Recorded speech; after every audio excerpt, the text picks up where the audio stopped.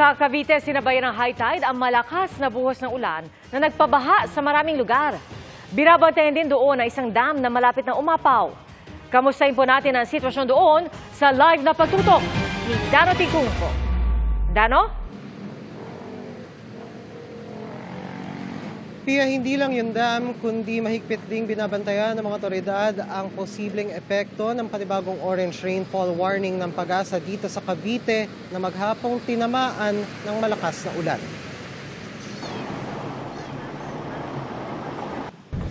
Sa maghapong malakas na ulan, ganito na ang sitwasyon sa Molino Road sa Bacoor, Cavite.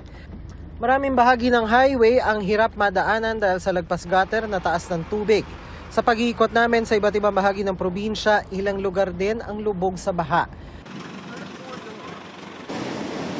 Malakas din ang agos ng tubig sa Molino Dam na patuloy na binabantayan ng mga otoridad dahil malapit ng umapaw. Ang mga kalapit na kalsada nga lubog na sa rumaragas ang tubig. Malakas na rin ang agos sa Prinsa Dam sa hangganan ng Bacoor at Las Piñas. Gutter deep din ang taas ng baha sa Panapaan Highway at Niog Road sa Bacoor. Sa Barangay Tabon 1 naman sa Kawit, sakit sa ulo ng mga residente ang baha na taas-baba dahil sa malakas na ulan na sinabayan pa ng high tide. Sa kalyeng ito, mula Binte hanggang Bewang ang taas ng tubig. Ayon sa isang residente, bumaba ng araw ang tubig hindi gaya kagabi. Pero dahil sa walang tigil na ulan, di muna nila binababa ang kanilang mga gamit sa bahay sa takot na baka abutin ng baha. Mga 8 hanggang hips na po yung tubig sa bahay. May agos din. Opo, ito po.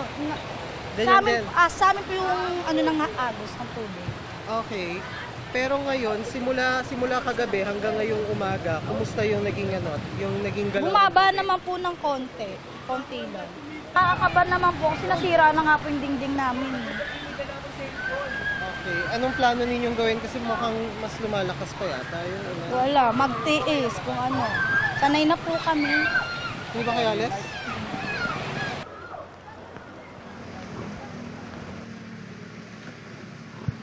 Pia, sa mismong sandaling itong nagsasahimpapawid tayo, bahagyang tumila o humina ang ulan dito sa ating pwesto sa may Niog dito sa Bacoor, Cavite. Pero kung nandito kayo na nanonood ngayon at kayo ay babagtas dito sa kahabaan ng Aguinaldo Highway, asahan na matinding traffic, lalo na dyan sa bahagi ng kanto ng Tirona Highway, gayon din sa kabilang bahagi nito na papunta naman sa Zapote kung saan meron ding pagbuo ng tubig. Pia? Maraming salamat, Dano Ticungco.